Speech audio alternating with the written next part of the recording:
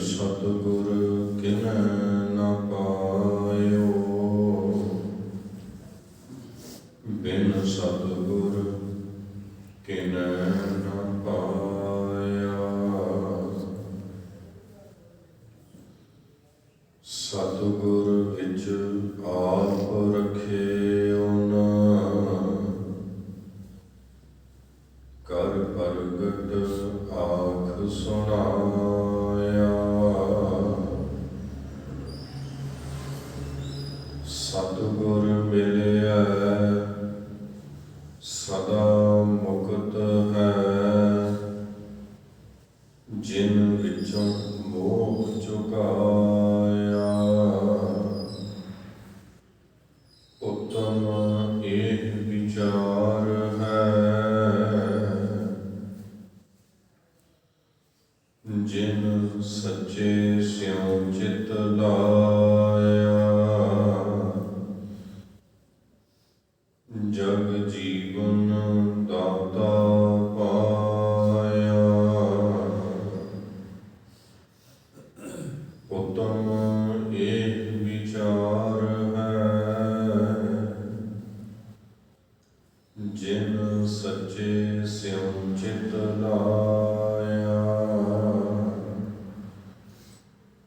जग जीवन दाता पाया।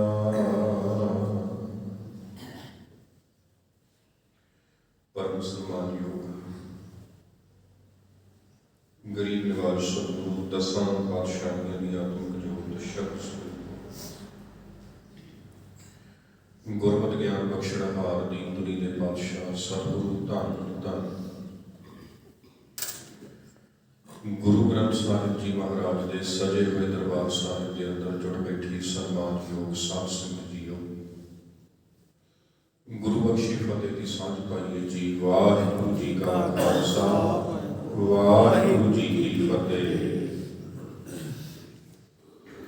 दीवान के नितनेम अनुसार आप जी ने पावन गुरबाणी का शब्द कीर्तन श्रवण किया। हुण आपां यतन करांगे गुरबाणी की लड़ीवार विचार जो आसा की वार विचों चल रही है, आपां उस नाल जुड़ सकीए। अज की शब्द विचार गुरु ग्रंथ साहिब जी की पावन बाणी आसा की वार उसकी 6 नंबर पौड़ी तो है। सास गुटका साहिब के पन्ना नंबर 19 के उपर 6 नंबर पौड़ी दर्ज है। सतगुरु जी महाराज आपां नूं इस पौड़ी विचों जो महान सिक्ख्या दे रहे हैं, आपां गुरु के अनिंद सिख बन के ते गुरु साहिब के उपर अटुट भरोसा रख के सतगुरु साहिब के कहे वचन को सदैव सत करके आपां मनना है। पौड़ी के 2 श्लोक आप समझे सी। पहले श्लोक के विच गुरु नानक महाराज ने आपां नूं दस्सिया, नानक भगतां भुख सालाहण सच नाम आधार, सदा आनंद रहें दिन राती गुणवंतियां पाशार। भगतां दे मन अंदर सच्चे परमेश्वर के नाम नूं सलाहण की भुख हुंदी है ते वो दिने अते रात इस आनंद दे विच जुड़े रहते हैं। भाव केवल ये सोच अपने मन अंदर नहीं रखते कि सवेरे 10 मिनट बैठ के मैं सिमरन कर लिया सी और पूरा दिन मैनूं लोड़ नहीं।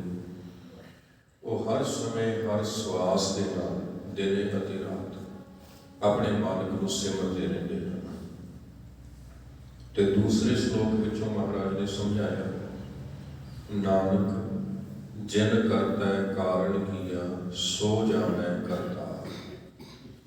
जिस करते पुरख ने कारण किया है, जगत क्यों बनया इहदा कारण की है, दुनिया क्यों बनी इहदा कारण की है, ब्रह्मांड क्यों बनया इहदा कारण की है, आपां नूं जिंदगी क्यों मिली इहदा कारण की है।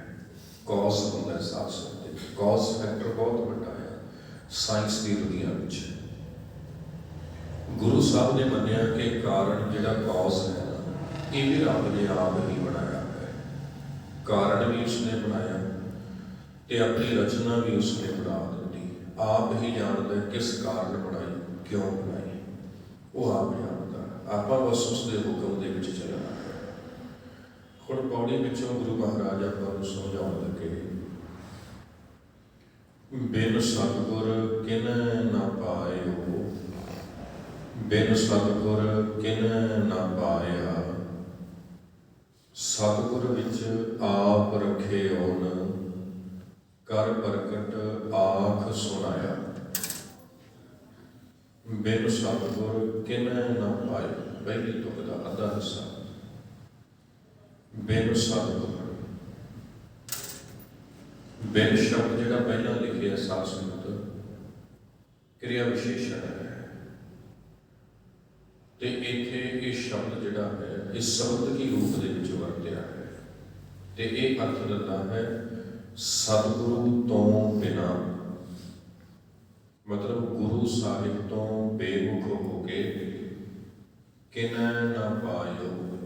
किन एक वचन शब्द है, इसका अर्थ निकलता है किसे ने भी, कोई भी हो, साधक कितना भी वड्डा क्यों ना हो, जेकर सतगुरु नाल नहीं ना जुड़िया, तो महाराज कहने लगे सतगुरु तो बिना किसे ने भी प्राप्ति नहीं की पाई। बिन सतगुर किन ना पाया। आ चीज़ को समझने की कोशिश करो, साथ कि स्वादली गल है। एक तुक दे विच है ना, बिन उपर भी उवें लिखिया, हेठां भी बब्बे नूं सिहारी नन्ने नूं औंकड़। सतगुर इस तुक विच पहला भी उदा है, बाद विच भी उदा है। किन शब्द पहला भी उदा, बाद विच भी उदा, न पहला भी उवें लिखिया, बाद विच भी। फर्क की पाया गया जी, पायो पाया। हुण ये दो शब्दों का फर्क आपकी है समझ।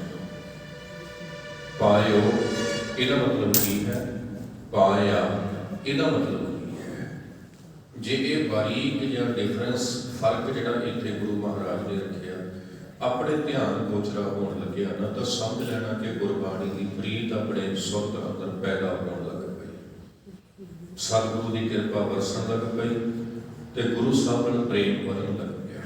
पायो ये भूतकाल का शब्द है, भूतकाल का शब्द है। भाई किसी ने भी सतगुरु तो बिना प्राप्ति नहीं की, चेता रखियो। बिन सतगुर किन ना पाया। पाया ये वर्तमान का शब्द है, हुण का शब्द है। ये क्रिया इत्थे वर्तमान की गल कर रही है। महाराज कहते सतगुरु तो बिना किसी ने भी पाया है, ना पहला ना होना। जिन्होंने भी प्राप्ति हुई सच्चे गुरु नाल जुड़ के ही प्राप्ति हुई। सच्चे गुरु नाल जुड़न तो बिना पहला भी किसी ने नहीं पाया, सच्चे गुरु नाल जुड़न तो बिना हुण भी कोई नहीं प्राप्त करेगा। परमेश्वर की प्राप्ति सच्चे गुरु नाल जुड़ के होती है। अगे देखो महाराज ने कितनी कृपा की। सतगुर विच आप रखे ओन, सतगुर विच शब्द इत्थे संबंधक है। इसका अर्थ बनता है सतगुर के अंदर आप रखे ओन। रखे ओन साफ संगत क्रिया है, पर है एक कर्तरीवाचक, इनू संज्ञा रूप दे विच वरतिया है। हुण इत्थे जे आपां नन्ने नूं औंकड़ इहनूं लगो दईए ना, तो शब्द बन जाएगा रखियो। ये शब्द बन जाएगा ना, गुटका साहब के दर्शन करो, रखियो दे अखीर विच नन्ने नूं औंकड़ लगे, जे आपां उहनूं लगो दईए फिर बन जाएगा रखियो। पर महाराज ने नन्ने नूं औंकड़ नाल ला दिता, तो इहदा अर्थ कल्ला क्रिया रूप दे विच नहीं निकलेगा, इहदा अर्थ निकलेगा नाल पड़नाम रूप दे विच भी। रखे ओन, रखे ओन इनू एवं पढ़ांगे आपां तोड़ के, रखे ओन ऐ नहीं पढ़ांगे, प्रॉपर आपां शब्द का उच्चारण करांगे रखे ओन। ते इहदा अर्थ बनेगा जी उसने रखिया है, इस शब्द का अर्थ बनेगा उसने रखिया है। की रखिया है? आप, अपना आपा। किथे रखिया है? सतगुर विच। रब जी ने अपना आपा किथे रखिया है? सतगुरु विच, सतगुरु दे अंदर। महाराज कहने लगे, फिर सुनो, सतगुर विच आप रखे उन। परमेश्वर जी ने अपना आपा सतगुरु दे विच रखिया है। ते यह गल कर प्रगट आख सुनाया। कर दे रारे गुस्से वाली है। यदा अर्थ निकलेगा करके। की करके जी? प्रगट, प्रगट करके, जाहिर करके, प्रतख करके। आख सुनाया, आख दे खखे गुस्से वाली है, मतलब आख के, प्रगट करके, प्रतख करके गुरु साहब ने यह गल आख के सुना दी है, बोल के सुना दी है। भाई उसने, मतलब रब जी ने अपना आपा सतगुरु के अंदर रखिया हुआ है। इसलिए सतगुरु तो बिना ना पहला किसी ने प्राप्ति की, सतगुरु तो बिना ना हुण कोई प्राप्ति कर सकेगा। गुरु नाल जुड़ना अत्यंत जरूरी है। अगों महाराज कहने लगे, सतगुर मिलिया सदा मुक्त है, जिन विचों मोह चुकाया। सतगुर मिलिया, मिलिया का अर्थ बनेगा मिलन दे नाल। मिलन दे नाल जदों सतगुरु नूं आपां मिल पैंदे हां, गुरु साहिब के सिख बन जाते हाँ, अमृत छक लेंदे हाँ, बाणी बाणे के धारनी हो जाते हाँ। जदों गुरु साहिब को मिल पैंदे हाँ, फिर की होता है जी? सदा मुक्त है। फिर हमेशा लिए गुरु साहब अपनी मुक्ति कर देते हैं। सदा ही मुक्त रहने हाँ। किदे तो? बंधना तो, विकारां तो, मोह माया तो, नशियां तो। इत्थे मैं एक मिनट लैके बेनती करते हैं साथ संगत, बाणा केवल भेख का नाम नहीं है। बाणा पंज ककार हैं। कुर्ते पजामे नूं बाणा नहीं कहा जाता, चेता रखियो। पंज ककार बाणा हैं, पंज ककार। ते जिहड़े पंज ककार नहीं धारण कीते, उन्हें बाणा नहीं धारण कीता। ते पंजां ककारां दी अपनी एक सिक्ख्या है, एक जीवन जांच है पंजे ककारां दी।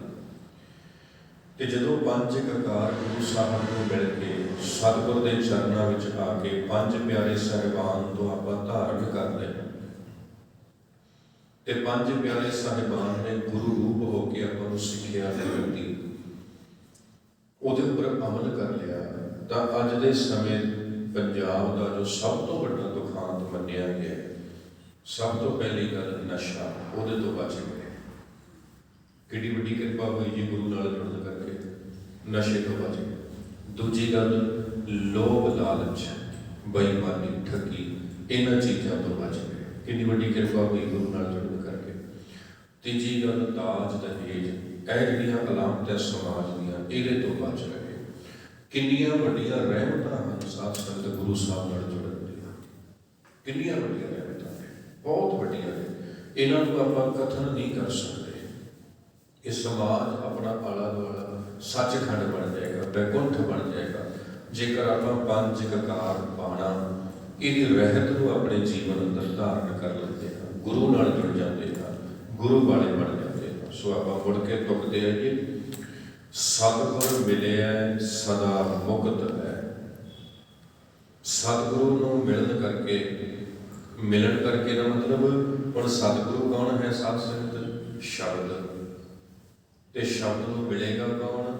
सुरत। गुरु नानक महाराज ने फैसला दे दिता ना, शब्द गुरु सुरत धुन चेता। शब्द को मिलेगा असुरत, आ मन मिलेगा शब्द को आके। जदों ये मन सिख की सोच सतगुरु को मिल गई, मतलब सतगुरु विच मिल गई। जिवें पतासा अपना आपा पानी च मिला दिंदा, जिवें मिश्री अपना आपा पानी च मिला दिंदी है, इवें जदों सिख की विचार, सिख की सुरत गुरु साहब दे विच मिल गई, अभेद हो गई, मतलब हुण इस सुरत दे अंदर आ सिर दे अंदर गुरु साहब की मत चलण लग पई, सतगुर साहब के विचार चलण लग पे, फिर की होएगा जी? सदा मुक्त है, फिर सदा ही मुक्ति होएगी। इवें सतगुरु को मिलना है। जिन विचों मोह चुकाया, गुरु महाराज कहने लगे जिन, जिन का अर्थ है जिसने, करता कार के एक वचन है प्रधान। विचों मोह चुकाया, जिस मनुख ने अपने विचों अपने अंदरों मोह खत्म कर दिता। मोह खत्म, मोह है विकार ते प्रेम है गुण। जिन्हें मोह खत्म करके प्रेम अपने अंदर धारण कर लिया। अंतली तुक विचों महाराज कहने लगे उत्तम एह विचार है, जिन सच्चे स्यों चित लाया, जग जीवन दाता पाया। उत्तम एह विचार है। गुरु नानक महाराज कहने लगे ये विचार सब तो उत्तम है भाई, सब तो चंगी। उत्तम शब्द इत्थे विशेषण है विचार का। सब तो उत्तम विचार ये है महाराज कहना, जिन सच्चे स्यों चित लाया, जग जीवन दाता पाया। जिस मनुख ने सच्चे परमेश्वर नाल अपना चित्त जोड़ लिया, उसने जगत का जीवन, जगत को जीवन देने वाला परमेश्वर उसकी प्राप्ति कर गई। रब जी की प्राप्ति उसको हो गई जिसने अपना चित्त सच्चे परमेश्वर नाल जोड़ लिया। चित्त शब्द को भी साफ संगत थोड़ा समझ लेना। चेता शक्ति, चित्त का मतलब होता है चेता शक्ति, मतलब जिसने अपनी मैमरी के अंदर, अपनी चेता शक्ति के अंदर परमेश्वर जी को दिखा दिया। कदे भी अपनी सुरत को रब जी तो वख नहीं हो दिता, पर रब जी की प्राप्ति कर लेता है। सो ये 6 नंबर पौड़ी सी। अगे 7 नंबर पौड़ी का पहला श्लोक है, तो फिर दूसरा श्लोक है, फिर उस तो अगे 7 नंबर पौड़ी है। ये जिहड़े 2 श्लोक ने, इन्होंने दोवें श्लोकों के विच हौं मैं की गल हो रही है। आप पहला पाठ कर लीए, फिर आप इसके भाव अर्थ उन्होंने समझण का यत्न करांगे। श्लोक महला पहला। पहले महल गुरु नानक साहिब का श्लोक है। हौं विच आया, हौं विच गया, हौं विच जमिया, हौं विच होआ। मैं बेनती करता इनू हौ नहीं पढ़ना। कई प्रेमी जानना हा हा कूड़े अंकल इनू हौ पढ़ लेते हैं। ये हौं की गल हो रही है। आप समझे असी गुरबाणी का लिखण का तरीका अपना है, जो किसी धर्म ग्रंथ च नहीं वरत्या गया, किते नहीं वरत्या गया। गुरबाणी अंदर कनौड़ा वधेरे करके कूड़े को औंकड़ के नाल वरत्या गया है, इदां लिखिया गया है। सो इहदा उच्चारण बनेगा हौं। हौं विच आया, हौं विच गया, हौं विच जम्मिया, हौं विच होआ, हौं विच दिता, हौं विच लया, हौं विच खटिया, हौं विच गया, हौं विच सचियार, कूड़ियार। इत्थे चेता रखना, हौं विच इत्थे विश्राम, सचियार, कूड़ियार, ये दोवें शब्द नखेड़ के पढ़ते हैं। हौं विच फिर इत्थे विश्राम, पाप पुण्य विचार। हौं विच विश्राम, नरक सुरग अवतार। फिर अगे हौं विच हसै, हौं विच रोवै, हौं विच भरियै, हौं विच धोवै, हौं विच इत्थे विश्राम आ जाएगा, जाति जिनसी खोवै। हौं विच मूर्ख, हौं विच सियाणा, मोख मुकत की सार ना जाना। इस तुक के अंदर विश्राम की लोड़ नहीं है, इनू कंप्लीट आप पढ़ लेना है। मोख मुकत की सार ना जाना, हौं विच माया, हौं विच छाया, हौं मैं कर कर जंत उपाया, हौं मैं पूजै तां दर सूझै। इत्थे आपां तां पढ़ांगे क्योंकि योजक है, ये पढ़नाम है। जे पढ़नाम होंदा फिर आप इसका पाठ ता इदा करते बिना विनती तो। इत्थे योजक है, इसलिए आप पढ़ांगे हौं मैं पूजै तां दर सूझै, ज्ञान विहूना कथ कथ लूझै। नानक हुक्मी लिखिए लेख, जेहा वेखै तेहा लेख। नानक ये गुरु महाराज जी का अपना शब्द है, आप इन्होंने खेड़ के पढ़ना है। हुक्मी लिखिए लेख, जेहा वेखै तेहा लेख। सो ये पहला श्लोक सी साध संगत। ये अंदर हां की गल हो रही है।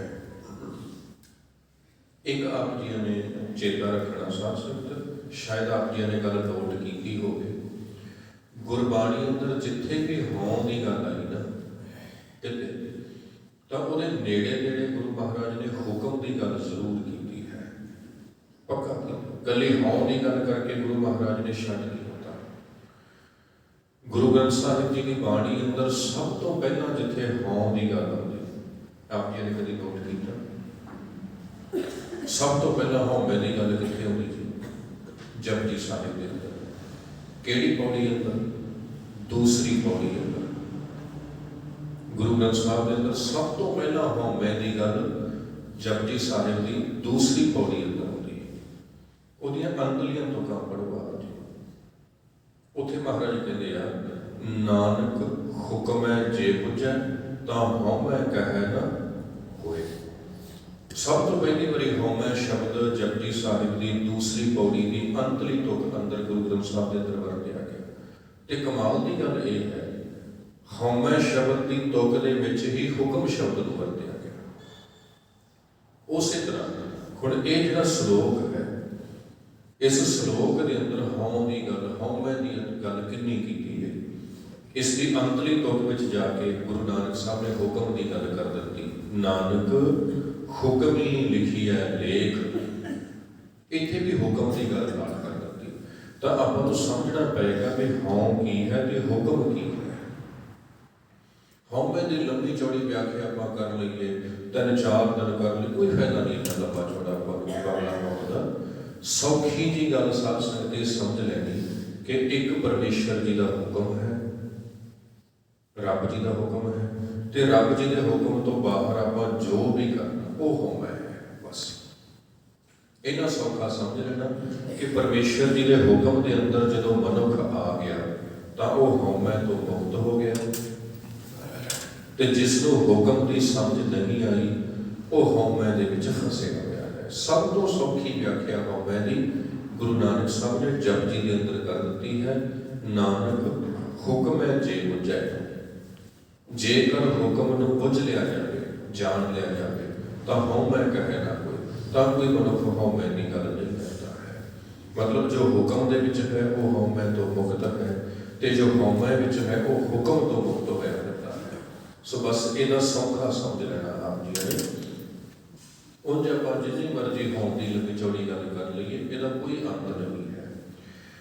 हुण महाराज इत्थों श्लोक दे विचों आपां नूं यही गल समझाउण लगे, वो लोग जिहड़े हुक्म तो टुट गए, करतार के हुक्म तो टुट गए, जिन्होंने परमेश्वर के हुक्म की समझ नहीं आई, उन्हों की जीवन हालत कैसी है? हौं विच आया, हौं विच गया, उन्हों का आना, उन्हों का जाना हौं दे विच है। हौं विच जम्मिया, हौं विच हुआ, जन्म भी हौं दे विच ते मौत भी हौं दे विच। मतलब जन्म तो लैके मौत तक जिन्ना समा बतीत किया, 10 साल 20 साल 50 साल 60 70 80 90 100 साल, जिन्ना भी समा जन्म तो लैके मरण तक बतीत किया, जे हुक्म की समझ नहीं पई ना उस समय के अंदर, तो हौं दे विच ही मनुख तुरिया फिरदा है। महाराज को कृपा करते हैं, हौं विच दिता, हौं विच लाया, हौं विच खटिया, हौं विच गया। दिता का अर्थ कुछ देना, लाया का अर्थ कुछ प्राप्त करना, खटिया का अर्थ कुछ खटना, काम करना, कमाई करनी, गाया का अर्थ कुछ गवाच जाना, कुछ दूर हो जाना पड़े।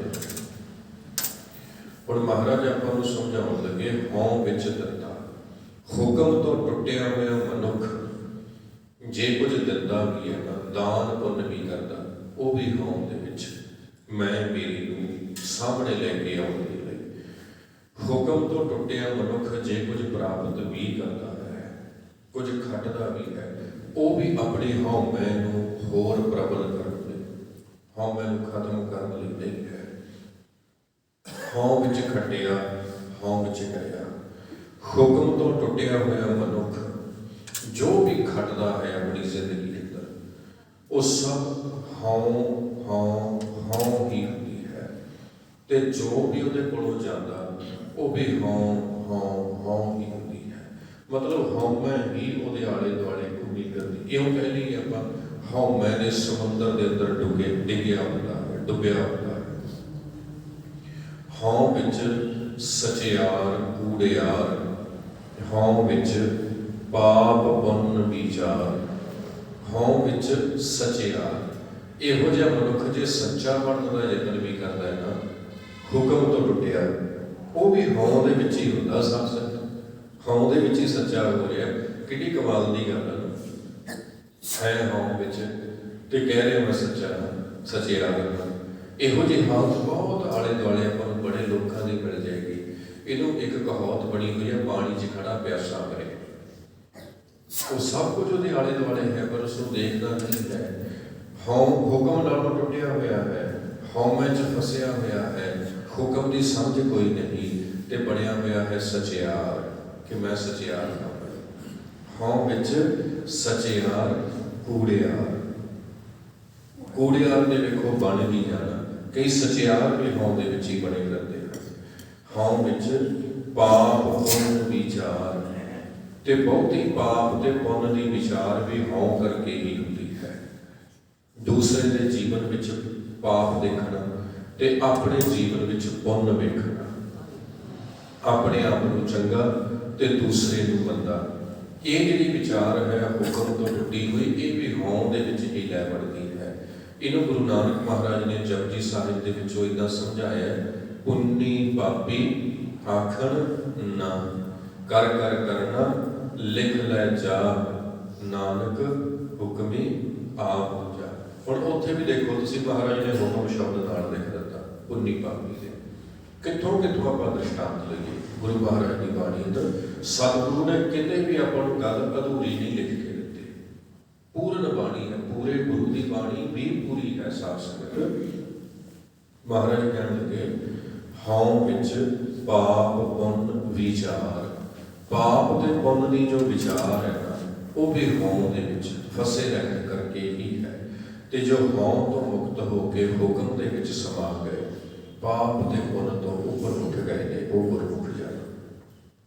ਅੱਗੋਂ ਦੱਸਦੇ ਹਨ ਹਉ ਵਿੱਚ ਨਰਕ ਸੁਰਗ ਅਵਤਾਰ। ਹੁਕਮ ਨਾਲੋਂ ਟੁੱਟਿਆ ਮਨੁੱਖ ਹਉਮੈ ਵਿੱਚ ਫਸਿਆ, ਨਰਕ ਤੇ ਸੁਰਗ ਦੇ ਵਿੱਚ ਅਵਤਾਰ ਧਾਰਨ ਕਰਦਾ ਹੈ। ਮਤਲਬ ਨਰਕ ਤੇ ਸੁਰਗ ਦੇ ਵਿੱਚ ਫਸਿਆ ਹੈ। ਨਰਕ ਦੇ ਵੀ ਗੱਗੇ ਨੂੰ ਸਿਹਾਰੀ ਹੈ ਤੇ ਸੁਰਗ ਦੇ ਵੀ ਗੱਗੇ ਨੂੰ ਸਿਹਾਰੀ ਹੈ। ਇਹ ਸ਼ਬਦ ਦੋਵੇਂ ਅਧਿਕਰਨ ਕਾਰਕ ਬਣ ਜਾਂਦੇ ਹਨ। ਇਹਦਾ ਮਤਲਬ ਨਿਕਲਦਾ ਹੈ ਨਰਕ ਵਿੱਚ, ਸੁਰਗ ਵਿੱਚ ਅਵਤਰਿਤ ਹੋਣਾ, ਅਵਤਾਰ ਧਾਰਨ ਕਰਨਾ, ਮਤਲਬ ਜੰਮਣਾ, ਫਸ ਜਾਣਾ। ਹੁਕਮ ਤੋਂ ਟੁੱਟ ਕੇ ਮਨੁੱਖ ਨਰਕ ਤੇ ਸੁਰਗ ਦੇ ਵਿੱਚ ਫਸਿਆ ਜਾਂਦਾ। ਇੱਥੇ ਇਹ ਵੀ ਚੇਤਾ ਰੱਖਣਾ ਸਾਧ ਸੰਗਤ ਵੀ ਗੁਰੂ ਮਹਾਰਾਜ ਨੇ ਸੁਰਗ ਨੂੰ ਵੀ ਹਉਮੈ ਦੇ ਵਿੱਚ ਹੀ ਕਾਊਂਟ ਕਰ ਲਿਆ ਹੈ। ਜੋ ਹੁਕਮ ਦੀ ਗੱਲ ਹੈ ਨਾ, ਇਹ ਸੁਰਗ ਤੋਂ ਵੀ ਉੱਪਰਲੀ ਗੱਲ ਹੈ, ਸੁਰਗ ਤੋਂ ਵੀ ਉੱਪਰਲੀ ਗੱਲ ਹੈ। ਇਸ ਲਈ ਮਹਾਰਾਜ ਨੇ ਬਾਣੀ 'ਚ ਕਿਹਾ, ਨਰਕ ਸੁਰਗ ਤੇ ਮੈਂ ਰਹਿਓ ਸਤਿਗੁਰ ਕੇ ਪ੍ਰਸਾਦ। ਅਸੀਂ ਨਰਕ ਤੇ ਸੁਰਗ ਦੋਵਾਂ ਵਿਚਾਰਾਂ ਤੋਂ ਉੱਪਰ ਉੱਠ ਗਏ ਹਾਂ। ਕਵਨ ਨਰਕ ਕਿਆ ਸੁਰਗ ਵਿਚਾਰਾ ਸੰਤਨ ਦੋ ਰਾਤੇ, ਹਮ ਕਾਹੂ ਕੀ ਕਾਣ ਨਾ ਕੱਢਦੇ ਆਪਣੇ ਗੁਰ ਪ੍ਰਸਾਦੇ। ਗੁਰੂ ਮਹਾਰਾਜ ਨੇ ਆਪਾਂ ਨੂੰ ਨਰਕ ਅਤੇ ਸੁਰਗ ਇਹਨਾਂ ਦੋਵਾਂ ਵਿਚਾਰਾਂ ਤੋਂ ਉੱਪਰਲਾ ਜੀਵਨ ਦਿੱਤਾ। ਉਹ ਹੈ ਸੱਚਖੰਡੀ ਜੀਵਨ, ਜਿਹਨੂੰ ਕਿਹਾ ਸੱਚਖੰਡ ਵਸੈ ਨਿਰੰਕਾਰ। ਉਹ ਜੀਵਨ ਗੁਰੂ ਮਹਾਰਾਜ ਨੇ ਆਪਾਂ ਨੂੰ ਦਿੱਤਾ ਹੈ। ਸਾਧ ਸੰਗਤ ਤੇ ਨਰਕ ਤੇ ਸੁਰਗ ਦੀ ਵਿਚਾਰ ਵੀ ਹੁਕਮ ਤੋਂ ਟੁੱਟੇ ਹੋਏ ਲੋਕਾਂ ਦੀ, ਹਉ ਵਿੱਚ ਫਸੇ ਹੋਏ ਲੋਕਾਂ ਦੀ ਹੈ। ਭਾਈ ਅੱਗੋਂ ਮਹਾਰਾਜ ਕਹਿਣ ਲੱਗੇ, ਹਉ ਵਿੱਚ ਹੱਸੈ, ਹਉ ਵਿੱਚ ਰੋਵੈ, ਹਉ ਵਿੱਚ ਭਰੀਐ, ਹਉ ਵਿੱਚ ਧੋਵੈ, ਹਉ ਵਿੱਚ ਹੱਸੈ, ਹੱਸੈ ਇੱਕ ਵਚਨੀ ਕਿਰਿਆ ਹੈ, ਮਤਲਬ ਹੱਸਦਾ ਹੈ। ਹਉ ਵਿੱਚ ਰੋਵੈ, ਰੋਂਦਾ ਹੈ। ਹੱਸਣ ਤੋਂ ਮਤਲਬ ਖੁਸ਼ ਹੋਣਾ, ਰੋਣ ਤੋਂ ਮਤਲਬ ਦੁਖੀ ਹੋਣਾ। ਭਾਵ ਕਦੀ ਖੁਸ਼ ਹੁੰਦਾ ਜ਼ਿੰਦਗੀ 'ਚ, ਕਦੀ ਦੁਖੀ ਹੁੰਦਾ ਹੈ, ਕਦੀ ਹਰਖ ਦੇ ਵਿੱਚ, ਕਦੀ ਸੋਗ ਦੇ ਵਿੱਚ ਹੈ। ਦੋਵੇਂ ਵਿਵਸਥਾ ਤੇ ਮੁਕਤਾ ਨਹੀਂ ਹੈ। ਖੁਸ਼ੀ ਤੇ ਗਮੀ ਤੋਂ ਮੁਕਤ ਨਹੀਂ ਹੋਇਆ, ਹਰਖ ਤੇ ਸੋਗ ਤੋਂ ਰਹਿਤ ਨਹੀਂ ਹੋਇਆ, ਉਸਤਤ ਤੇ ਨਿੰਦਾ ਤੋਂ ਉੱਪਰ ਨਹੀਂ ਉੱਠਿਆ। ਜਿਹਨੂੰ ਮਹਾਰਾਜ ਨੇ ਕਿਹਾ ਨਾ, ਉਸਤਤ ਨਿੰਦਾ ਦੋ ਤਿਆਗੈ, ਖੋਜੈ ਪਦ ਨਿਰਵਾਣਾ। ਹਰਖ ਸੋਗ ਤੇ ਰਹਿ ਅਤੀਤਾ, ਤਿੰਨ ਜਗ ਤਤ ਪਛਾਨਾ। ਭਾਈ ਜਿਹੜਾ ਹਰਖ ਤੇ ਸੋਗ ਤੋਂ ਅਤੀਤ, ਖੁਸ਼ੀ ਤੇ ਗਮੀ ਤੋਂ ਅਤੀਤ ਨਿਰਲੇਪ ਹੈ। ਅਤੀਤ ਮਤਲਬ ਨਿਰਲੇਪ। ਤੇ ਖੁਸ਼ੀ ਤੇ ਗਮੀ ਵੀ ਹੁਕਮ ਤੋਂ ਟੁੱਟੇ ਲੋਕਾਂ ਦੇ ਜੀਵਨ ਦਾ ਹਿੱਸਾ ਹੈ। ਜਿਹਨੂੰ ਰੱਬ ਜੀ ਦੇ ਹੁਕਮ ਦੀ ਸਮਝ ਨਹੀਂ ਨਾ ਆਈ, ਉਹ ਮਾਇਆ ਦੇ ਵਿੱਚ ਹੱਸਦਾ, ਮਾਇਆ ਵਿੱਚ ਰੋਂਦਾ ਰਹਿੰਦਾ ਹੈ। ਬਾਬਾ ਰਵਿਦਾਸ ਜੀ ਮਹਾਰਾਜ ਨੇ ਇਹਦੀ ਖੂਬਸੂਰਤ ਵਿਆਖਿਆ ਇੱਦਾਂ ਕੀਤੀ, ਮਾਟੀ ਕੋ ਪੁੱਤਰਾ ਕੈਸੇ ਨਚਤ ਹੈ, ਦੇਖੈ ਦੇਖੈ ਸੁਨੈ ਬੋਲੇ, ਦੌੜਿਓ ਫਿਰਤ ਹੈ, ਜਬ ਕਛ ਪਾਵੈ ਤਬ ਗਰਭ ਕਰਤ ਹੈ, ਮਾਇਆ ਗਈ ਤਬ ਰੋਵਨ ਲੱਗਦਾ ਹੈ। ਹੁਣ ਇਹ ਹੱਸਣਾ, ਹੰਕਾਰ ਕਰਨਾ, ਰੋਣ ਲੱਗ ਜਾਣਾ, ਢਹਿੰਦੀ ਕਲਾ ਚ ਆ ਜਾਣਾ, ਇਹ ਹੁਕਮ ਤੋਂ ਟੁੱਟੇ ਹੋਏ ਮਨੁੱਖ ਦੇ ਜੀਵਨ ਦੀ ਹੀ ਇੱਕ ਝਲਕਾਰੀ ਹੈ ਜੋ ਗੁਰੂ ਮਹਾਰਾਜ ਨੇ ਇੱਥੇ ਆਪਾਂ ਨੂੰ ਪੇਸ਼ ਕੀਤੀ ਹੈ। ਸੋ ਸਾਧ ਸੰਗਤ, ਆਪਾਂ ਆਪਣੇ ਜੀਵਨ ਅੰਦਰ ਝਾਤੀ ਮਾਰੀਏ ਕਿ ਕਿਧਰੇ ਸਾਡੀ ਜੀਵਨ ਸ਼ੈਲੀ ਸੂਖਸ਼ਮ ਰੂਪ ਦੇ ਵਿੱਚ ਇੱਦਾਂ ਦੀ ਨਹੀਂ, ਕਿਉਂਕਿ ਹਉਮੈ ਬਹੁਤ ਸੂਖਸ਼ਮ ਹੈ, ਨਜ਼ਰ ਨਾ ਆਉਂਦੀ ਹੋਈ ਵੀ ਆਪਣਾ ਪਰਦਾ ਪਾ ਕੇ ਰੱਖਦੀ ਹੈ। ਅੱਗੋਂ ਦੱਸਦੇ ਹਨ, ਹਉ ਵਿੱਚ ਭਰੀਐ, ਹਉ ਵਿੱਚ ਧੋਵੈ। ਹਉ ਦੇ ਵਿੱਚ ਮਨੁੱਖ ਬੁਰੇ ਕਰਮਾਂ ਨਾਲ ਭਰਿਆ ਜਾਂਦਾ ਹੈ। ਹੁਕਮ ਤੋਂ ਟੁੱਟਿਆ ਹੋਇਆ ਭਰਿਆ ਕਿਹਦੇ ਨਾਲ ਜਾਂਦਾ ਜੀ? ਬੁਰੇ ਕਰਮਾਂ ਨਾਲ। ਬੁਰੇ ਕਰਮਾਂ ਨਾਲ ਭਰੀਐ ਮਤ ਪਾਪਾਂ ਕੈ ਸੰਗ, ਭਰਿਆ ਜਾਂਦਾ ਹੈ ਅੰਦਰੋਂ। ਹਉ ਵਿੱਚ ਧੋਵੈ, ਤੇ ਹਉ ਦੇ ਵਿੱਚ ਫਸਿਆ ਹੋਇਆ ਹੀ ਆਪਣੇ ਆਪ ਨੂੰ ਧੋਣ ਦਾ ਯਤਨ ਕਰਦਾ ਹੈ। ਇਉਂ ਕਹਿ ਲਈਏ, ਮੈਲੇ ਕੱਪੜੇ ਨੂੰ ਮੈਲੇ ਪਾਣੀ ਨਾਲ ਧੋਣ ਦੀ ਕੋਸ਼ਿਸ਼ ਕਰ ਰਿਹਾ ਵੀ ਇਹਦੀ ਮੈਲ ਨਿਕਲ ਜਾਏ। ਕੱਪੜਾ ਵੀ ਮੈਲਾ, ਪਾਣੀ ਵੀ ਮੈਲਾ। ਮੈਲੇ ਪਾਣੀ ਨਾਲ ਮੈਲਾ ਕੱਪੜਾ ਧੋ ਰਿਹਾ ਹੈ, ਇਹਦਾ ਕੱਪੜਾ ਸਾਫ਼ ਨਹੀਂ ਹੁੰਦਾ। ਹਉ ਵਿੱਚ ਫਸਿਆ ਹੋਇਆ, ਹੁਕਮ ਤੋਂ ਟੁੱਟਿਆ, ਹੁਕਮ ਨਾਲ ਜੁੜਨ ਦਾ ਯਤਨ ਨਹੀਂ ਕਰਦਾ, ਬਲਕਿ ਹਉ ਵਿੱਚ ਫਸਿਆ ਹੀ ਹਉ ਵਿੱਚੋਂ ਨਿਕਲਣ ਦੀ ਕੋਸ਼ਿਸ਼ ਕਰਦਾ। ਸੋ ਇੱਦਾਂ ਦੀ ਸੰਭਵ ਹੋਣਾ ਹੁਕਮ ਨਾਲ ਜੁੜ ਕੇ ਹਉ ਤੋਂ ਛੁਟਕਾਰਾ ਹੋਣਾ ਹੈ। ਅੱਗੋਂ ਮਹਾਰਾਜ ਕਹਿਣ ਲੱਗੇ, ਹਉ ਵਿੱਚ ਜਾਤੀ ਜਿਨਸੀ ਖੋਵੈ। ਹੁਕਮ ਨਾਲੋਂ ਟੁੱਟ ਕੇ ਹਉ ਦੇ ਵਿੱਚ ਫਸਿਆ ਹੋਇਆ ਜਾਤਾਂ ਤੇ ਜਿਨਸਾਂ ਦੇ ਵਿੱਚ ਵੰਡਿਆ ਜਾਂਦਾ। ਜਾਤਾਂ ਤੇ ਆਪ ਜੀ ਸਮਝਦੇ ਆ ਸਾਧ ਸੰਗਤ, ਜੋ ਸਮਾਜ ਦੇ ਅੰਦਰ ਆਪਣੇ ਮਨੁੱਖੀ ਵੰਡ ਦੀਆਂ ਵੱਖ-ਵੱਖ ਜਾਤਾਂ ਬਰਾਦਰੀਆਂ ਬਣਾਈਆਂ ਹੋਈਆਂ ਨੇ, ਤੇ ਇਹ ਜਿਹੜੀ ਸਮਾਜਿਕ ਵੰਡ ਹੈ ਆਪਣੇ ਭਾਰਤ ਅੰਦਰ ਜਾਤ ਪਾਤ ਦੇ ਆਧਾਰ ਤੇ ਆ, ਤੇ ਵਿਦੇਸ਼ਾਂ ਦੇ ਅੰਦਰ ਇਹ ਰੰਗ ਤੇ ਭੂਗੋਲਿਕ ਖਿੱਤੇ ਦੇ ਆਧਾਰ ਤੇ ਹੈ। ਵੰਡ ਹਰੇਕ ਥਾਂ ਤੇ ਹੈ। ਆਪਾਂ ਇਹ ਨਹੀਂ ਕਹਿ ਸਕਦੇ ਕਿ ਬਾਹਰਲੇ ਮੁਲਕਾਂ 'ਚ ਵੰਡ ਹੈ, ਉੱਥੇ ਰੰਗ ਦੀ ਵੰਡ ਹੈ ਜੀ, ਉੱਥੇ ਗੋਰੇ ਤੇ ਚਿੱਟੇ ਦੀ ਵੰਡ ਹੈ ਜੀ। ਉੱਥੇ ਜਿਹਦਾ ਰੰਗ ਪੱਕਾ ਆ ਉਹਨੂੰ ਨੀਵਾਂ ਸਮਝਿਆ ਜਾਂਦਾ, ਤੇ ਗੋਰੇ ਚਿੱਟੇ ਨੂੰ ਉੱਤਮ ਸਮਝਿਆ ਜਾਂਦਾ।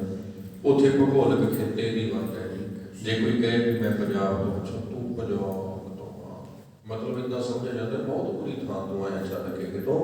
ਇਹ ਚੀਜ਼ਾਂ ਹਰੇਕ ਥਾਂ ਤੇ ਵੰਡੀਆਂ ਬਦਲਵੇਂ ਰੂਪ ਦੇ ਵਿੱਚ ਹਰੇਕ ਥਾਂ ਤੇ ਪਈਆਂ ਹੋਈਆਂ ਹਨ। ਕੋਈ ਥਾਂ ਐਸੀ ਨਹੀਂ ਜਿਹੜੀ ਵੰਡੀਆਂ ਤੋਂ ਮੁਕਤ ਹੈ।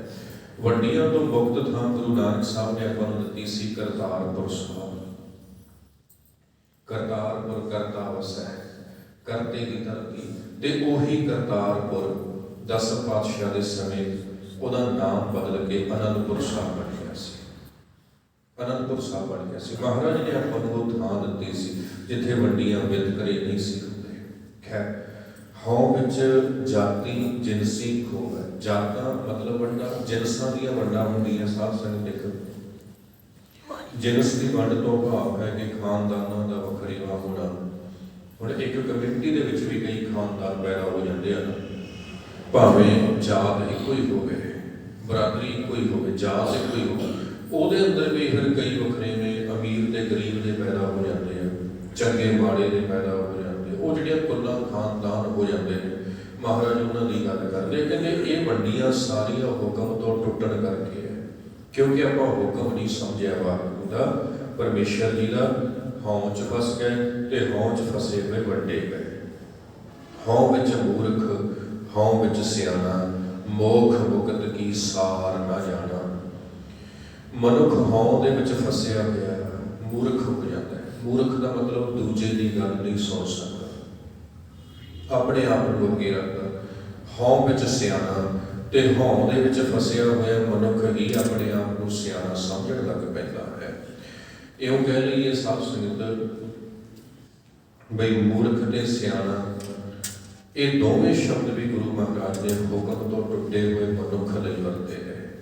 ਜੋ ਹੁਕਮ ਤੋਂ ਟੁੱਟ ਗਿਆ ਨਾ, ਉਹ ਭਾਵੇਂ ਕਿਹੋ ਜਿਹਾ ਵੀ ਹੈ ਮੂਰਖ ਹੀ ਰਹੇਗਾ, ਕਿੱਡੇ ਹੀ ਸਿਆਣਾ ਕਿਉਂ ਨਾ ਹੋਵੇ, ਮੂਰਖਾਂ ਦੇ ਵਿੱਚ ਹੀ ਗਿਣਿਆ ਜਾਏਗਾ ਜੇਕਰ ਹੁਕਮ ਤੋਂ ਟੁੱਟਿਆ। ਮੋਖ ਮੁਕਤ ਕੀ ਸਾਰ ਨਾ ਜਾਣਾ, ਕਿਉਂਕਿ ਉਸ ਮਨੁੱਖ ਨੇ ਹਉਮੈ ਤੋਂ ਮੁਕਤੀ ਲਈ, ਭਾਵ ਹੁਕਮ ਨੂੰ ਜਾਣਨ ਦੀ ਕੋਸ਼ਿਸ਼ ਨਹੀਂ ਕੀਤੀ, ਹਉਮੈ ਤੋਂ ਛੁਟਕਾਰਾ ਪਾਉਣ ਦਾ ਯਤਨ ਨਹੀਂ ਕੀਤਾ। ਮੋਖ ਮੁਕਤ ਮਤਲਬ ਮੁਕਤੀ ਦਾ ਦਰਵਾਜ਼ਾ, ਮੋਕਸ਼ ਦਾ ਦਰਵਾਜ਼ਾ। ਕਿਹਦੇ ਤੋਂ? ਹਉਮੈ ਤੋਂ। ਉਹਦੀ ਖਬਰ ਨਹੀਂ ਜਾਂਦੀ। ਹਉ ਵਿੱਚ ਮਾਇਆ, ਹਉ ਵਿੱਚ ਛਾਇਆ, ਹਉਮੈ ਕਰ ਕਰ ਜੰਤ ਉਪਾਇਆ। ਮਾਇਆ ਅਤੇ ਮਾਇਆ ਦਾ ਪ੍ਰਭਾਵ। ਛਾਇਆ ਦਾ ਮਤਲਬ ਹੈ ਸਾਧ ਸੰਗਤ ਛਾਂ। ਛਾਂ ਹੁੰਦੀ ਹੈ ਜੇ ਕੋਈ ਪਦਾਰਥ ਹੋਵੇ ਤੇ ਉਸਦੀ, ਜੇ ਕੁਝ ਹੋਵੇ ਹੀ ਨਾ ਤੇ ਉਹਦੀ ਛਾਂ ਵੀ ਨਹੀਂ ਹੁੰਦੀ।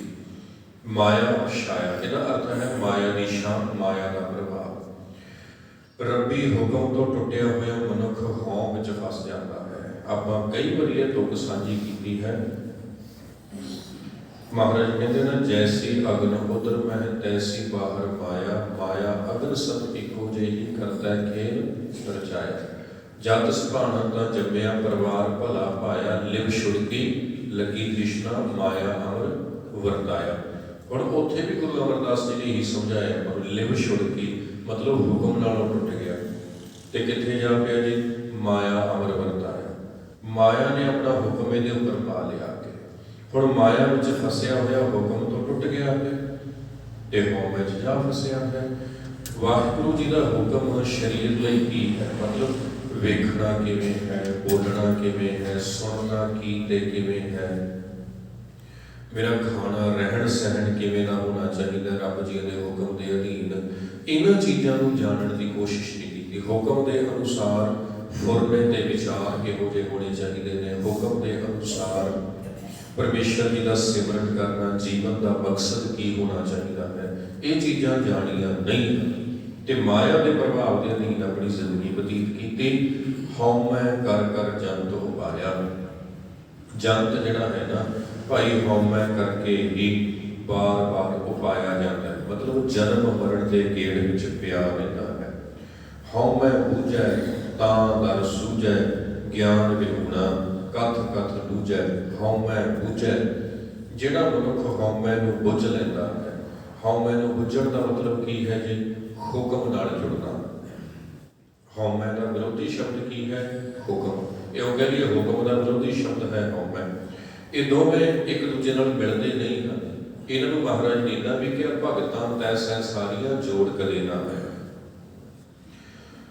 ਹਉਮੈ ਬੂਝੈ ਤਾਂ ਦਰ ਸੂਝੈ, ਜੇ ਹੁਕਮ ਨਾਲ ਜੁੜੇਗਾ ਤਾਂ ਹੀ ਰੱਬ ਦੇ ਦਰ ਦੀ ਸਮਝ ਆਏਗੀ, ਮਤਲਬ ਹਉਮੈ ਨੂੰ ਜਾਣ ਲਵੇਗਾ। ਗਿਆਨ ਵਿਹੂਣਾ ਕਥ ਕਥ ਲੂਝੈ, ਰੱਬੀ ਗਿਆਨ ਤੋਂ ਵਿਹੂਣਾ, ਗੁਰੂ ਜੀ ਦੇ ਸੱਚੇ ਗਿਆਨ ਤੋਂ ਹੀਣਾ ਮਨੁੱਖ ਐਵੇਂ ਕਥਾ ਕਰ ਕਰਕੇ, ਮਤਲਬ ਬੋਲ ਬੋਲ ਕੇ, ਗਿਆਨ ਦੀਆਂ ਗੱਲਾਂ ਕਰ ਕਰਕੇ ਲੂਝੈ। ਲੂਝੈ ਦਾ ਅਰਥ ਹੁੰਦਾ ਸਿਰ ਖਪਾਈ ਕਰਨੀ, ਦੂਜਿਆਂ ਨਾਲ ਜਾ ਕੇ ਅੜਨਾ, ਅੜੀ ਕਰਨੀ, ਇਹਨਾਂ ਕੰਮਾਂ 'ਚ ਪਿਆ ਰਹਿੰਦਾ ਹੈ। ਨਾਨਕ ਹੁਕਮੀ ਲਿਖੀ ਹੈ ਲੇਖ। ਨਾਨਕ ਜੀ ਮਹਾਰਾਜ ਕਹਿਣ ਲੱਗੇ, ਭਾਈ ਰੱਬ ਜੀ ਦੇ ਹੁਕਮ ਦੇ ਵਿੱਚ, ਹੁਕਮੀ ਦਾ ਅਰਥ ਰੱਬ ਜੀ ਦੇ ਹੁਕਮ ਦੇ ਵਿੱਚ ਲਿਖੀ ਹੈ ਲੇਖ। ਜਿਹੜਾ ਲੇਖ ਰੱਬ ਜੀ ਦੇ ਹੁਕਮ ਦੇ ਵਿੱਚ ਲਿਖਿਆ ਗਿਆ ਹੈ, ਉਹ ਲੇਖ ਕੀ ਹੈ? ਹੁਕਮ ਦਾ। ਹੁਕਮ ਦੇ ਅਨੁਸਾਰ ਆਪਣਾ ਜੀਵਨ ਬਤੀਤ ਕਰਨ ਦਾ। ਅਸੀਂ ਉਸ ਅਨੁਸਾਰ ਚੱਲਣਾ ਹੈ। ਜੇ ਉਹਦੇ ਅਨੁਸਾਰ ਨਹੀਂ ਚੱਲੇ, ਮਤਲਬ ਹੁਕਮ ਨੂੰ ਨਹੀਂ ਜਾਣਿਆ, ਹਉਂ 'ਚ ਫਸ ਜਾਣਾ ਹੈ। ਤੇ ਜਦੋਂ ਹੁਕਮ ਨੂੰ ਜਾਣ ਲਿਆ ਤਾਂ ਗੁਰੂ ਨਾਨਕ ਜੀ ਕਹਿੰਦੇ ਜੇਹਾ ਵੇਖੈ ਤੇਹਾ ਵੇਖ। ਭਾਈ ਜਿਹੋ ਜਿਹਾ ਤੂੰ ਵੇਖਦਾ ਹੈ, ਮਤਲਬ ਜਿਹੋ ਜਿਹੇ ਆਲੇ ਦੁਆਲੇ ਵਿੱਚ, ਸੰਗਤ ਵਿੱਚ, ਸੁਸਾਇਟੀ ਵਿੱਚ ਵਿਚਰਦਾ ਹੈ, ਉਹੋ ਜਿਹਾ ਤੇਰਾ ਵੇਖ, ਤੇਰਾ ਨਜ਼ਰੀਆ ਬਣ ਜਾਂਦਾ ਹੈ, ਵੇਖਣ ਬਣ ਜਾਂਦਾ ਹੈ, ਸੋਚ ਬਣ ਜਾਂਦੀ ਹੈ, ਜੀਵਨ ਘੜਿਆ ਜਾਂਦਾ ਹੈ। ਸੋ ਇਉਂ ਸਾਧ ਸੰਗਤ ਇਸ ਸ਼ਲੋਕ ਦੇ ਵਿੱਚੋਂ ਗੁਰੂ ਨਾਨਕ ਜੀ ਮਹਾਰਾਜ ਨੇ ਕਿਰਪਾ ਕਰਕੇ ਆਪਾਂ ਨੂੰ ਹਉਂ ਦੇ ਵਿੱਚੋਂ ਨਿਕਲਣ ਦਾ ਇੱਕ ਸਹੀ ਤਰੀਕਾ ਦੱਸਿਆ ਹੈ। ਉਹ ਹੈ ਹੁਕਮ ਦੇ ਨਾਲ ਜੁੜਨਾ। ਆਪਾਂ ਆਪਣੇ ਅੰਦਰ ਝਾਤੀ ਮਾਰੀਏ, ਸਵੈ ਪੜਚੋਲ ਕਰੀਏ। ਵੇਖੋ ਇੰਡੀਵਿਜੂਅਲੀ ਹਰ ਇੱਕ ਦਾ ਜੀਵਨ ਆਪੋ ਆਪਣਾ, ਕਿਸੇ ਨੇ ਕੋਈ ਕੰਮ ਕਰਨਾ, ਕਿਸੇ ਨੇ ਕੋਈ, ਕਿਸੇ ਦਾ ਆਲਾ ਦੁਆਲਾ ਕਿਵੇਂ ਦਾ, ਕਿਸੇ ਦਾ ਕਿਵੇਂ ਦਾ। ਇਸ ਲਈ ਆਪਾਂ ਆਪੋ ਆਪਣੇ ਜੀਵਨ ਦੇ ਲਈ ਵੇਖੀਏ ਕਿ ਸਾਡੇ ਲਈ ਰੱਬ ਜੀ ਦਾ ਹੁਕਮ ਕੀ ਹੈ। ਉਸ ਹੁਕਮ ਦੇ ਵਿੱਚ ਆਪਾਂ ਆਉਣਾ ਸ਼ੁਰੂ ਕਰ ਦਈਏ ਤੇ ਜਦੋਂ ਹੁਕਮ 'ਚ ਆਉਣ ਲੱਗ ਪਏ, ਹਉਮੈ ਤੋਂ ਟੁੱਟ ਜਾਵਾਂਗੇ, ਹਉਮੈ ਤੋਂ ਨਿਕਲ ਗਏ ਤੇ ਵਾਹਿਗੁਰੂ ਜੀ ਦੇ ਦਰ ਦੀ ਸੋਝੀ ਆ ਜਾਏਗੀ।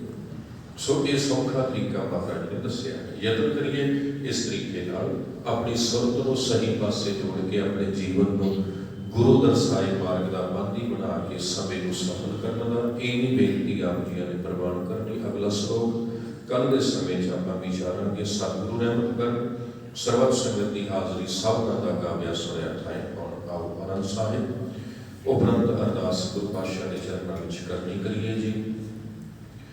ਰਾਮ ਕਲੀ ਮਹਲਾ ਤੀਜਾ। ਆਨੰਦ ਇੱਕ ਓੰਕਾਰ ਸਤਿਗੁਰ ਪ੍ਰਸਾਦ। ਆਨੰਦ ਭਇਆ ਮੇਰੇ ਭਾਏ, ਸਤਿਗੁਰੂ ਮੈਂ ਪਾਇਆ। ਸਤਿਗੁਰ ਤਾ ਪਾਇਆ ਸਹਿਜ ਸੇਤੀ ਮਨ ਵਜੀਆਂ। ਰਾਗ ਰਤਨ ਪਰਵਾਰ ਭਰੀਆਂ ਸ਼ਬਦ ਗਾਵੋ। ਸ਼ਬਦੋ ਲਗਾਵੋ ਹਰੀ ਤੇਰਾ ਮਨ ਜਿਨੀ। ਕਹਿ ਨਾਨਕ ਆਨੰਦ ਹੋਆ ਸਤਿਗੁਰੂ ਮੈਂ। ਏ ਮਨ ਮੇਰਾ ਤੂੰ ਸਦਾ ਰਹੋ, ਹਰ ਨਾਲ ਰਹੋ ਤੂੰ ਮਨ ਮੇਰੇ। ਦੁਖ ਸਭ ਅੰਗੀਕਾਰੋ ਕਰੇ ਤੇਰਾ ਕਾਜ ਸਭ।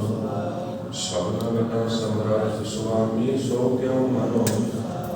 ਕਹਿ ਨਾਨਕ ਮਨ ਮੇਰੇ ਸਦਾ ਰਹੋ। ਸਾਚੇ ਸਾਹਿਬਾ ਕਿਆ ਨਾਹੀ। ਕਰਤਾ ਤੇਰਾ ਸਭ ਕੁਛ ਹੈ ਜਿਸ ਨੇ ਸੋ। ਸਦਾ ਸਿਫਤ ਸਲਾਹ ਤੇਰੀ ਨਾਮ ਮਨ। ਨਾਮ ਜਿਨ ਕੈ ਮਨ ਵਸਿਆ ਬਾਜੇ ਸ਼ਬਦ। ਕਹਿ ਨਾਨਕ ਸੱਚੇ ਸਾਹਿਬ ਕਿਆ ਨਾਹੀ। ਸਾਚਾ ਨਾਮ ਮੇਰਾ ਆਧਾਰੋ। ਸਾਚ ਨਾਮ ਆਧਾਰ ਮੇਰਾ ਜਿਨ ਭੁੱਖਾ ਸਭ। ਕਰ ਸ਼ਾਂਤ ਸੁਖ ਮਨ ਆਇ ਵਸਿਆ ਜਿਨ ਇੱਛਾ ਸਭ। ਸਦਾ ਕੁਰਬਾਨ ਕੀਤਾ ਹੋ ਜਿਸ ਦੀਆਂ ਇਹ। ਕਹਿ ਨਾਨਕ ਸੁਣੋ ਸੰਤੋ ਸ਼ਬਦ ਧਰੋ ਗਿਆ। ਸਾਚਾ ਨਾਮ ਮੇਰਾ ਵਾਜੇ ਪੰਜ ਸ਼ਬਦ ਤਿਤ ਘਰ ਸੁਭਾਗੈ। ਘਰ ਸੁਭਾਗੈ ਸ਼ਬਦ ਵਾਜੇ ਕਲਾ ਚਿਤ ਕਰ। ਪੰਜ ਦੂਤ ਤੁਧ ਕੀਤੇ ਕਾਲ ਕੰਟਕ। ਤੁਰ ਕਰਮ ਪਾਇਆ ਤੁਧ ਜਿਨ ਕਉ ਸੇ ਨਾਮ ਹਰਿ ਕੈ। ਕਹਿ ਨਾਨਕ ਤਾ ਸੁਖ ਹੋਆ ਤਿਸ ਕਰ ਮਨ ਹਰਿ। ਪਰਮ ਸੁਨੋ ਵਡ ਭਾਗਿਓ ਸਗਲ ਮਨੋਰਥ। ਪਾਰ ਬ੍ਰਹਮ ਪ੍ਰਭ ਪਾਇਆ ਉਤਰੇ ਸਗਲ। ਦੁਖ ਰੋਗ ਸੰਤਾਪ ਉਤਰੇ ਸੁਣੀ ਸਚੀ। ਸੰਤ ਸਾਜਨ ਭਏ ਸਰਸੇ ਪੂਰੇ ਗੁਰ ਤੇ। ਸੁਣਤੇ ਪੁਨੀਤ ਕਹਤੇ ਪਵਿੱਤ। ਸਤਿਗੁਰ ਰਹਿਆ ਬਿਨਵੰਤ ਨਾਨਕ ਗੁਰ ਚਰਨ ਲਾਗੇ। ਸੁਣਤੇ ਪੁਨੀਤ ਕਹਤੇ ਪਵਿੱਤ। ਬਿਨਵੰਤ ਨਾਨਕ ਗੁਰ ਚਰਨ ਲਾਗੇ।